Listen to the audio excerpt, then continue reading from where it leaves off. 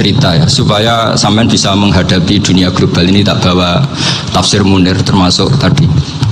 Kenapa orang Islam Rasulullah SAW itu lebih senang kalau yang menang itu orang Nasrani Romawi ketimbang yang menang itu orang Faris, dalam hal ini ateis.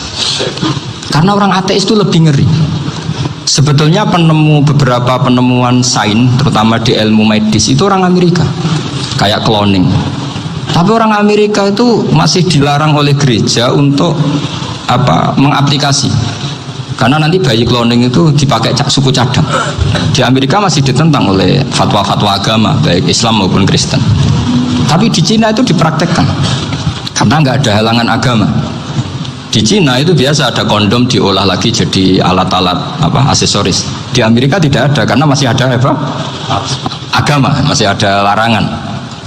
Sehingga orang Islam itu lebih takut kalau yang menang itu Persia, karena terus cara berpikir ternyata Tuhan itu tidak ada, langit nggak ada perannya. Jadi ketika yang menang Nasrani masih berpikir itu pertolongan Tuhan, meskipun mungkin cara mengatakan Tuhan beda dengan kita. Tapi ada satu kesamaan bahwa kekuatan samawi itu ada. Nah, itu disebut ghulibatir rum fi adnal ardi wa hum min ba'di ghalabihim sahlibun. Di sini diterangkan oleh Syekh Nawawi supaya kamu tidak salah paham. Sebetulnya kamu katakan misalnya wah itu paham liberal, sebenarnya saya tidak tersiksa. Cuma takut yang mengatakan seperti itu cek goblokir atau ngaji gitu. Itu aja masalah saya. Ini saya baca ini karangannya Syekh Nawawi karena tadi kata Mbak Firjon ngaji itu harus sama orang yang bersanad. Saya ini kalah sama beliau itu berkali-kali. Secara nasab saya harus manggil Mbah. Secara silsilah ilmu saya juga kalah lagi. Saya sering disewani sama cucu-cucu Syekhona Khalil. Kiai Siddiq itu termasuk murid dekat beliau Syekhona Khalil. Kalau itu berarti kan Gus Firjon, Ahmad, terus Mbah Siddiq. Mbah Siddiq ngaji Syekhona Khalil. Syekhona Khalil itu pernah ngaji langsung sama Sayyid Zaini Tahlan. Berarti beliau dari Sayyid Zaini Tahlan itu baru generasi kelima. Sementara saya itu sudah ke-7 atau ke-6. Saya, Mbah Mun, Mbah Karim misalnya, Mbah Hashim, Mbah Mahfud Termas, Sayyid Abi Bakar Sato yang ngarangnya Anatul Talibin, baru Sayyid Zaini Tahlan. Berarti saya ke-7, kalah lagi. Tapi untuk jadi wali biasanya cepat saya. Karena syaratnya jadi mbah itu ngalah demi putu. Jadi kalau beliau ngotot, saya dulu Gusti, saya mbahnya, wah itu mbah yang nggak baik. Berarti jatahnya dikasihkan apa? Cucunya dulu. Makanya Abdul Muthalib itu orang yang dapat wangsit, tapi yang jadi nabi itu cucunya. Jadi dalil saya banyak. Sebenarnya Abdul Muthalib itu sudah sering dapat wangsit. Karena saya bacakan wahyu, Nabi yang protes, enggak nabi kok dapat wahyu. Tapi sebetulnya Abdul Muthalib itu masyhur itu. Kalimat-kalimatnya menunjukkan bahwa beliau itu sudah dapat wahyu kalau nanti cucunya itu jadi apa? Nabi. Makanya senangnya bukan main Abdul Muthalib sama Rasulullah. Putu seneng, mbah seneng putu. Jadi mungkin, jadi sampean nggak usah protes loh. Yang jadi wali kok cucunya. Dulu betul. Dulu Mbah Hamid Pasuruan itu kalau Mbah Ahmad Siddiq ke sana, Mbah Hamid Pasuruan kalau manggil Mbah Ahmad Siddiq itu paman. Tapi pamannya minta ijazah ke ponaan. Apa ya gara-gara itu memang. Kalau itu masih berlaku apa? Ngalah tadi. Kayaknya masih hawannya masih. Hawannya masih. Karena melihat tren-tren langit masih gitu kayaknya masih. Masih itu. Ya, tapi banyak tetap dapat jatah, tenang saja nanti. Tapi memang sebaiknya mbah itu legowo. Rasulullah Muhammad SAW itu terkenal min dzurriyyati Ibrahim. Tapi kata Rasulullah, ana dakwatu Ibrahim wa bisyaratu Isa. Aku nganti ngene iki barokah dongane Nabi siapa? Ibrahim. Jadi dongane Nabi Ibrahim ya tiba teng putu. Jadi banyak bukti bahwa jatuhnya ke putu gitu. Tadi saya di kamar sama beliau berduaan. Nih Mbah sing dadi wali di sini, aku webah. Cocokan tadi. Nah, kenapa saya akhir-akhir ini gulirkan daftar wali? Kenapa? Saya ini resah ya, orang sudah ingin dicintai pejabat, dicintai tetangga, dicintai teman, tapi kadang-kadang orang lupa lagi dicintai Allah. Makanya saya meskipun guyon, tapi ini amdan, bukan sahwan, supaya orang punya cita-cita lagi jadi wali, ingin dicintai Allah. Kita ini terlalu lama ingin dicintai makhluk, boyau naik kelas sedikit, ingin dicintai Allah Subhanahu. Meskipun saya guyon, tapi tadi guyon saya tuh lebih serius ketimbang serius Anda. Karena tak pikir, saya tuh kalau pergi itu seneng ngebis, bukan karena saya tidak punya mobil, tapi saya sering mau butuh itu supaya nggak diganggu. Karena saya tuh harus punya waktu sendiri. Kalau ngebis kan ketemu orang nggak kenal, tapi sekarang ya agak susah, banyak yang kenal. Dan susahnya lagi nggak minta ijazah, minta foto. Aduh. Orang wepet tuh. Mau dibenci itu umatnya Rasulullah Shallallahu Alaihi Wasallam.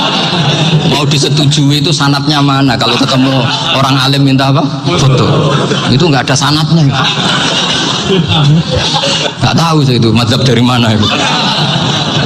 Ya mazhab milenial yang jelas itu kan. Ini tak baca ya biar dapat, karena ini kenangan saya sama Mbah Ahmad Siddiq. Saya masih ingat betul beliau ngisi hallnya Mbah Abdullah bin Umar, berarti abahnya Mbah Hamid. Karena mbah saya itu Fatimah binti Khalid bin Umar, kalau Mbah Hamid itu Hamid bin Abdullah bin Umar. Itu saya masih ingat betul zaman itu Mbah Hamid siap hall di Lasem itu rawuh, dan saya derek mbah saya karena masih misanan datang ke Lasem. Itu beliau pas itu ngisi sama Mbah Mun. Mbah Mun masih muda, Ki Ahmad Siddiq sepuh senior. Itu beliau cerita bahwa dulu ketika Indonesia dijajah Jepang itu para kiai mimpi dibacakan ayat khulifatir rum fi adnal ardi wa hum min ba'di ghalabihim.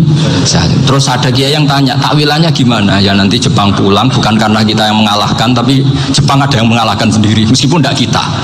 Kayak dulu Faris tidak dikalahkan Islam tapi dikalahkan Romawi, tapi yang senang umat Islam. Wa yauma idzi yafrahul mu'min. Itu luar biasa ulama-ulama kita. Delalah kejadiannya Indonesia seperti itu. Yaitu kita tidak mengalahkan Jepang, tapi Jepang pulang sendiri karena dikalahkan apa? Sekutu. Ya ini saya baca. Ini tidak usah dicek bacanya bener apa enggak, sudah aman, apa aman. Karena kalau saya salah itu ya sengaja. Artinya ya sengaja saja. Ya biasa maksudnya. Saya kemarin ngisi di Pondok Pelosok, di Pondok Al Munawir Jogja. Salah itu ada dua, ada salah yang memang benar-benar salah, itu nggak apa-apa, bisa dimakfu, karena mesti sangke wong goblok salah yang terus itu. Ada salah bawaan ilmu, itu repot tuh dan ini. Karena misalnya kita yang biasa belajar qiraah safah wa yahsibuhu, mesti diulang lagi wa yahsabuhu. Karena qiraahnya Imam Asim itu hasibah yahsabu bi fathis sin. Sementara kita kalau ngaji kitab kulino yahsibu. Sehingga kita yang biasa belajar safah itu kalau baca kitab itu kayak orang bingung.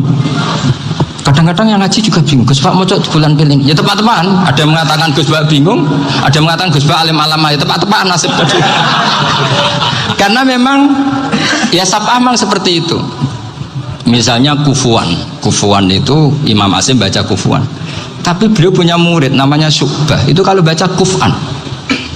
Makanya kita itu, ini kan khataman Quran ya, jadi saya menyinggung sedikit tentang qiraah safah. Tadi beliau juga sudah tak kasih kitab saya Hifdzuna Liyadal Mushaf. Sama tak ajari latihan safah, memang angel ya. Makanya yang nggak bisa itu wong pinter, sudah tahu angel ya nggak usah diteruskan kan. Orang menghindari barang angel itu pinter apa goblok? Pinter. Berarti wong goblok pinter.